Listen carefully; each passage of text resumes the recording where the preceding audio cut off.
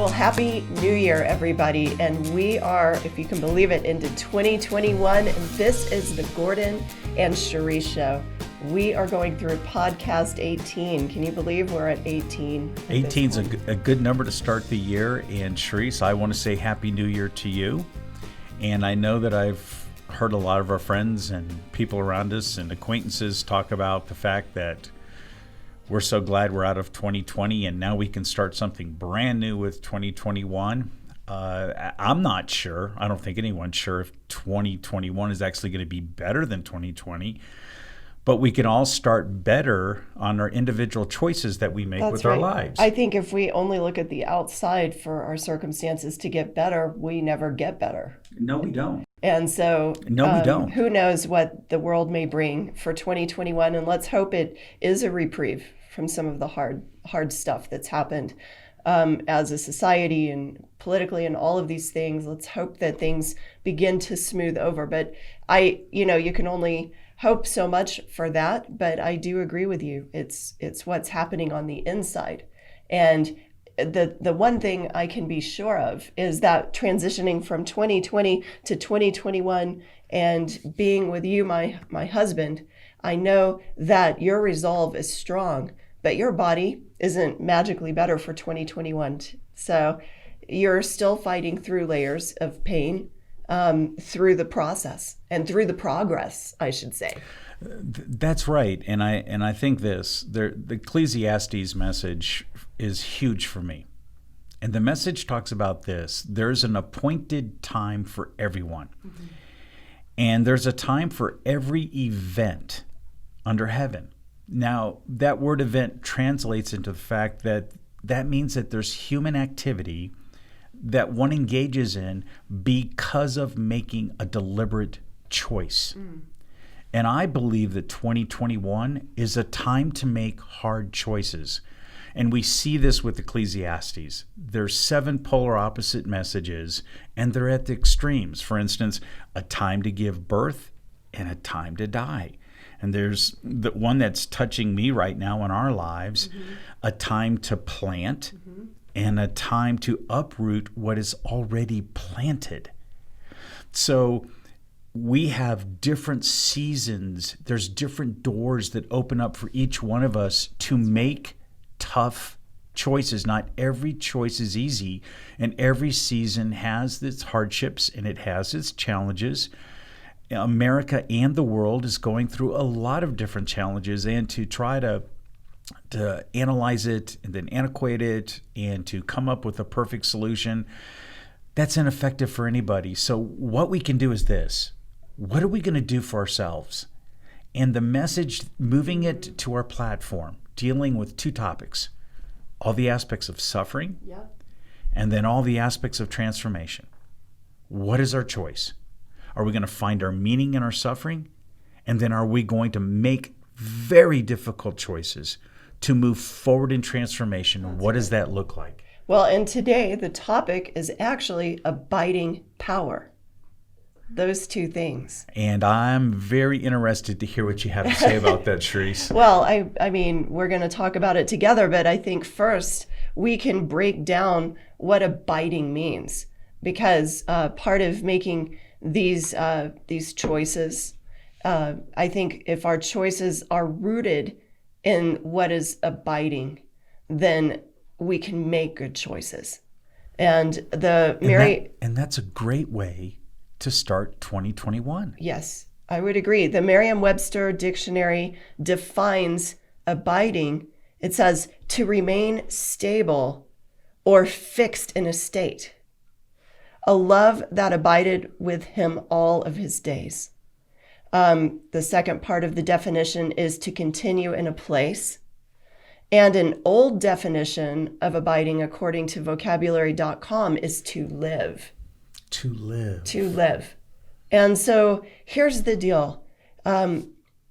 As you mentioned Ecclesiastes, and we didn't even read through all of it, but I love Ecclesiastes. I love what Solomon says in that. And the fact that we are in different seasons. We need to discern the season that we're in right now. Yes, and each person needs to for themselves. Absolutely. But through that, there's something in the center.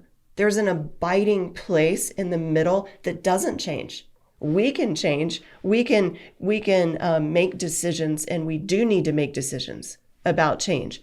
But there is also a constant through that doesn't change. That's a place that I'm kind of reading through some devotionals and writing right now, and I call that the place of staying. Staying. I call it the place of staying. And for me, abiding is staying. And it doesn't mean to stay fixed in your stubborn ways. It doesn't mean to stay fixated on your pain. It doesn't mean to stay in bad habits. But it for me, it means to stay in a consistent place, knowing that the what we're really abiding in is the life of Christ. So I wrote, when I am called to stay, there is something I must pray. God be the way when circumstances begin to decay, when my life feels mundane at best, and I sleep but find no rest. You are the God over the stay, even when my spirit wants to run away. And how many people that are suffering right now? How many people sleep but they don't find rest? How many people are in a place where their spirit wants to run away? And the truth is, I think if we connect into that abiding place for 2021, into that abiding, staying place, we're going to find that second word that you've defined through this podcast, which is power. Power. Because when you abide, there is power. Mm-hmm. And for me, it goes back straight to Scripture. Okay? I can either rely on what the world says about power.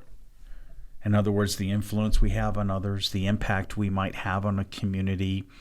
I wrote down a few different things in my notes. This inside-out aspect of influence and clarity, that can all be part of power in an organization or anything that you're doing.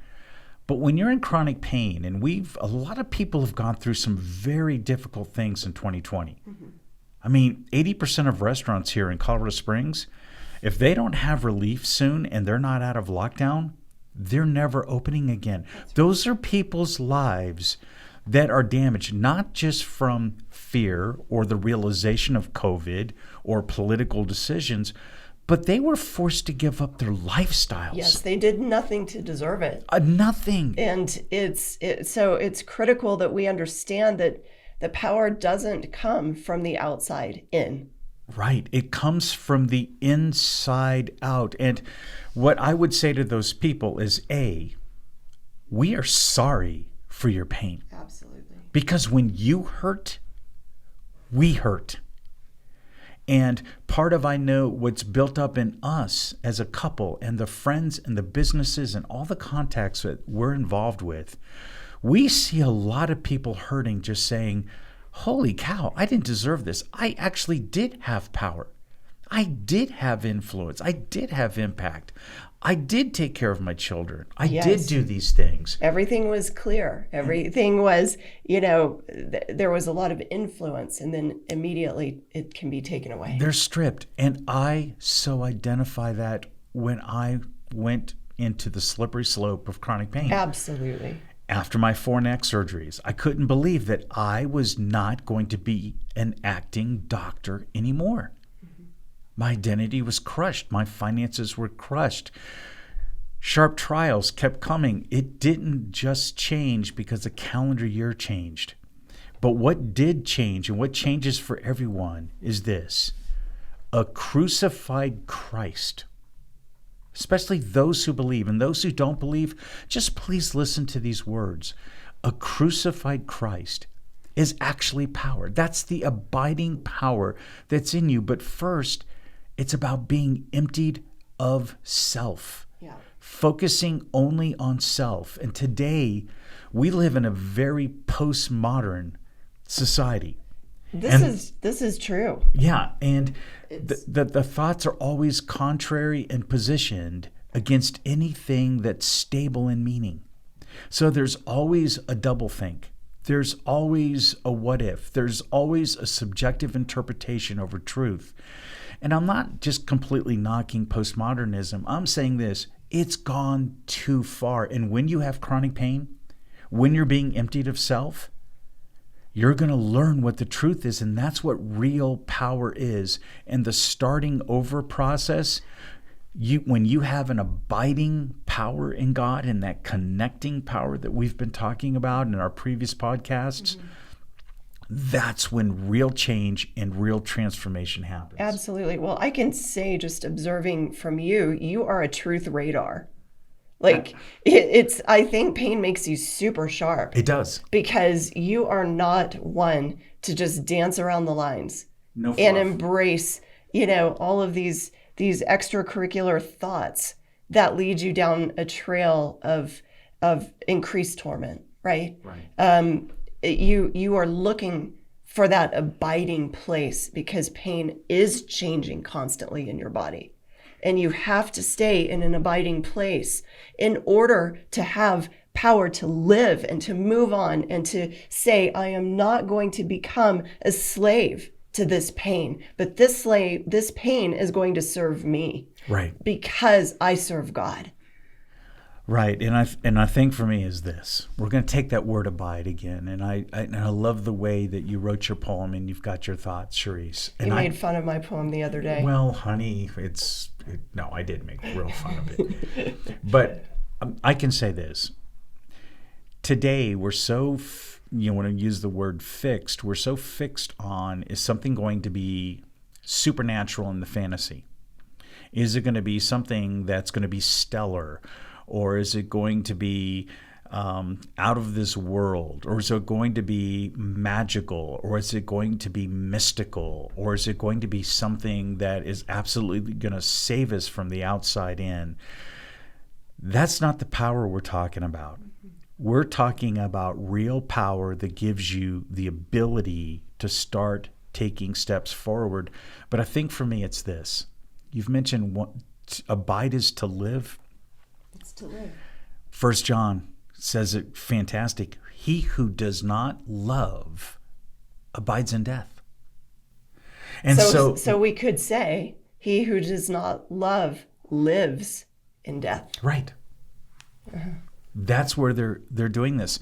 And I know for me in pain, when I had my own inward tears and no one was around and I didn't want to place my pain and all the frustration that I had on my family members or friends. And oh, by the way, the truth is this, you still do. You still permeate that energy. You still permeate those thoughts to other people and they share in them. And sometimes it feels like they're drinking sour milk instead of fresh milk because of the experiences that you've gone through. What I needed in that abiding that I think a lot of people need for 2021 is this. You are loved. Mm-hmm. And I still needed to experience love when I was abiding with God through painful suffering. I love that. And so I still needed to know that love was real. And then that brought on my hope. And the second layer of that, you needed to love yourself. Right. Because it's so easy when one feels torment to believe that you're not worthy anymore. You're not worthy. And then you have this strength. What I love about truth, when you have this abiding love, truth is the armor that we all can wear that's brought into the second we're birthed into this world to the second we die. Yes. Truth exists in all those doorways of all those different seasons of Ecclesiastes.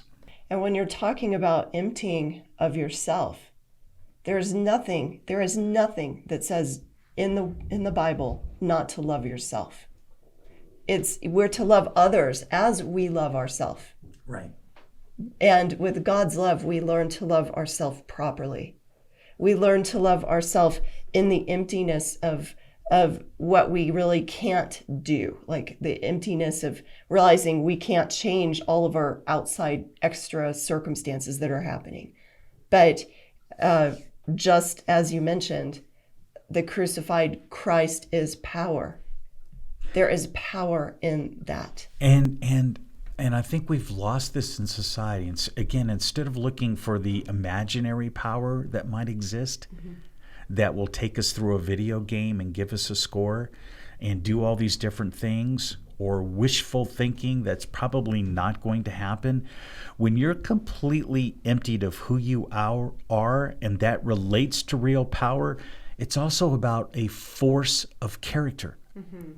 So when we're taking a look at your force equals mass times acceleration, that force of who we are on the inside as we abide, that new character comes out when we make a decision to abide in love.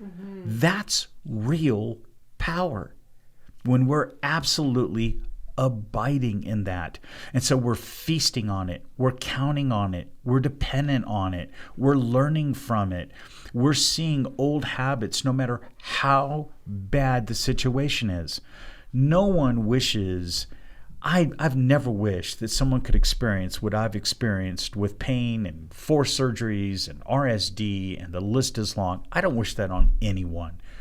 But those experiences that even tore up parts of my life that were undescribable, that would just drop your jaw and you'd want to turn away from it, those experiences helped me to grow into the abiding power, the abiding love that's in me of Christ. I got to experience an empty Christ. I got to experience those times where that idea of servant leadership, loving one another, or loving a different situation, or being involved in a ministry, or helping out a family member, whatever it is, those things are the highest level of service and bring the most profit to your soul. You know, and something that I've noticed about what this type of abiding love has done inside of you, you're able, as you were mentioning earlier with other people, and all of your thoughts towards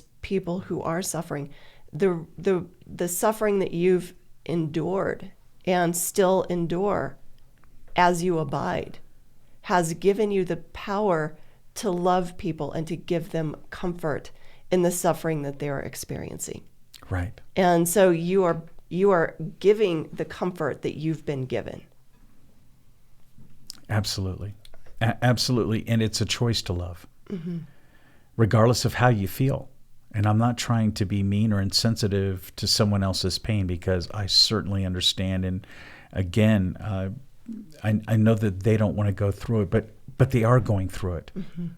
So it's time to make a choice. I think 2021, this year, is a time to make a choice to inspect the damage within us, to be motivated not to do the checklist and do things in our own human power.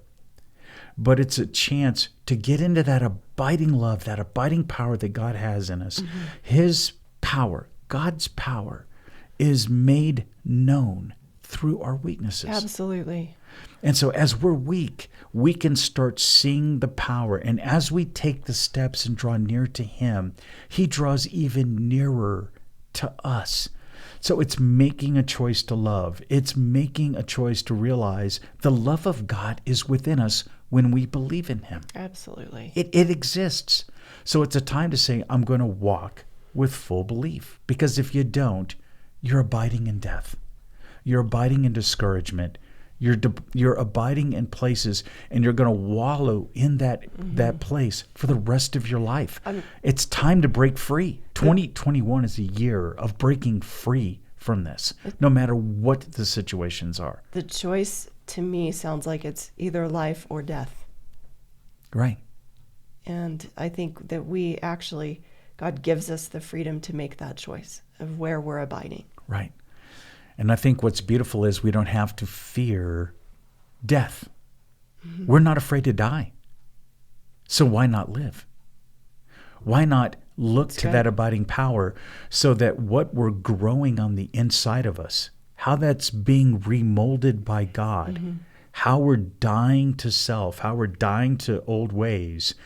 The prayer is this, is God, give us the courage to have a vision about the new future, our lives. How does that pertain to your story? How can we see victories of faith through the eyes that you've given us?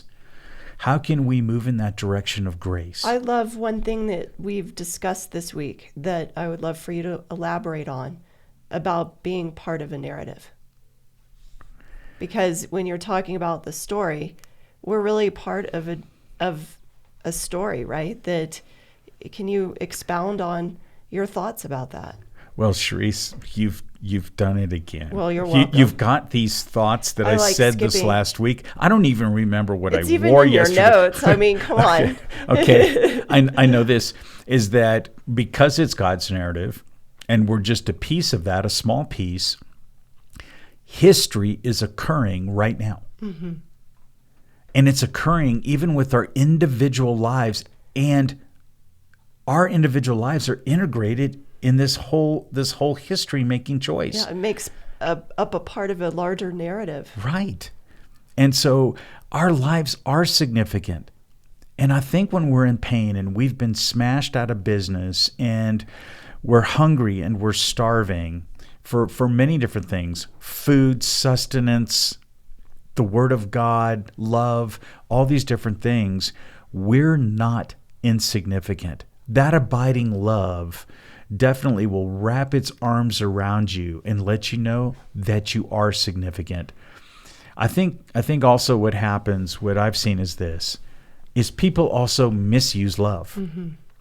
And we've also had a lot of friends where their kids, for instance, have grown up in a Christian education or Christian home, and things have happened in their lives and their kids fall away. And that's one of the biggest heartaches. As you watch your kids fall away and you try to help them and you try to help them and you bail them out financially and they can't find a job and they're sitting there and they're 29 to 30 years old and they're still living at home, and this is common things that we hear all the time. Mm-hmm. Our love cannot carry them through eternity. Our love can't do that on our own. Yep.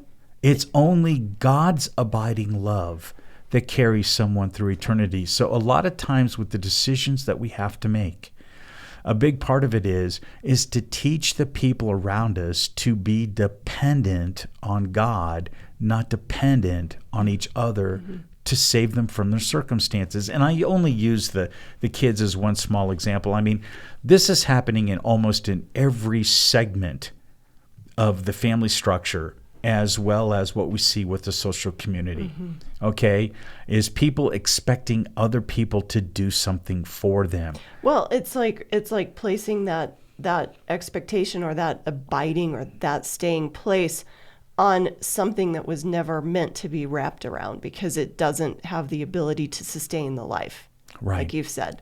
And so even the people we love in our life, the very most of it, as you said, it's impossible to carry them through eternity, even with all of our love, and all of our hopes for their future. So I think abiding power is also the power to halt, to stop, to say, I can't go any further with my love, but God, you can go all the way with this. Right. So. Right. And we need that when we have no more energy. Mm-hmm. And we have no internal insight because we're just so beat up and we're so fatigued. How many people in chronic pain are dealing with total inflammation right now in their bodies, and their cells aren't even at the receptor sites? They're not even taking in and working the hormones or working normal biological activity like they should. This is happening in our spiritual life as well. Mm-hmm. We're in a point of inflammation, and what I'm saying is this: open your hands and allow yourself to be emptied, and it is scary. There is no doubt.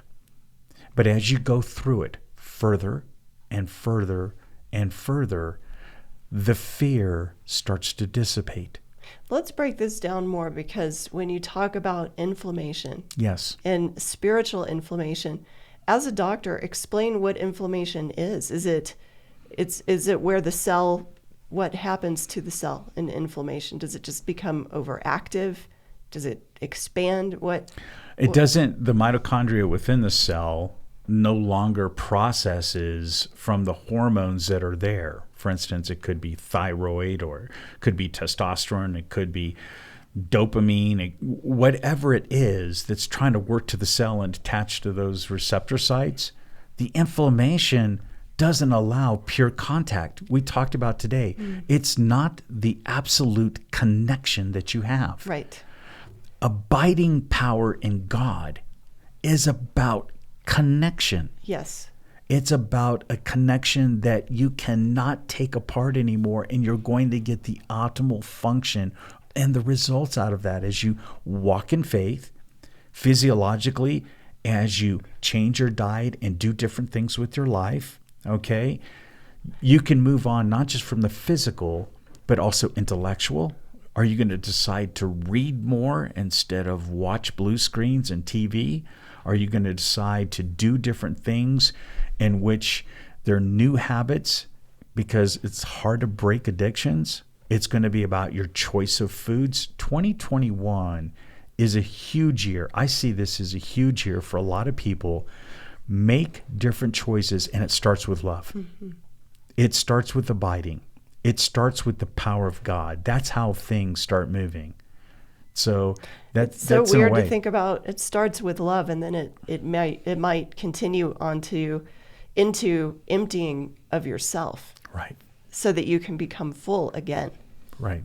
Of God's love and His power. Right. I think, just really quick, going back, I'm hyper focused on the cells right now. I'm hyper focused on that idea. I don't want to. Can I just share this quick thought? Yes. Because it's something I've been studying this week in preparation for a women's retreat that I'll be going to and speaking at, and I think it ties in very well because you're talking about when you abide, you have connectivity. But a lot of people, even Christians, are trying to live a compartmentalized life. Yes. Where they're taking each part of their life and it's segmented and there's no connection. And self is still at the center Yes. of that life. And that little bitty self of ours is too small to connect all of those pies of our life. And so stepping out of this compartmentalized life into a connected life with Christ. He's in the center. And all of these other pies of our life, all of these other things work. They fit into that place and they're connected. And imagine on the very outside of that circle, God is there and the Holy Spirit is in the middle of each pie, like connecting each place between Jesus and God. That's the life-giving power that's at work in us when we stop compartmentalizing, stop fragmenting our life, right. And when we allow God's abiding power to live in there. That's wholeness. Yes. And when you mentioned to live, the abiding power is about life and a choice to live. Remember, to live means to be reconciled to the will of God, allowing every part of Him in our lives and us surrendering every part of ourselves to Him. Mm. And so your diagram that you're talking about on the connected or whole life is very apt for this particular conversation because it fits with abiding, very much so. Thoughts for the day? My thought for today is stay. Stay in that abiding place. Stay in that place of life. Stay for 2021. Make a decision to stay in that abiding place, and that abiding place is with Christ. Yes, yes. What about you? Yes. Mine starts out with a question. Do you really want to have the kind of power to keep moving forward in your life? Do you really want to do this? Do you really have that power? And if you do this. Do two things.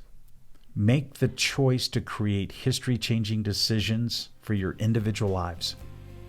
Okay, so make the choice.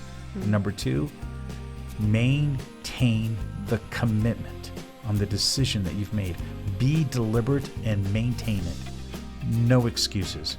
2021 can be a better year because we're making choices to make it a better year. Yes.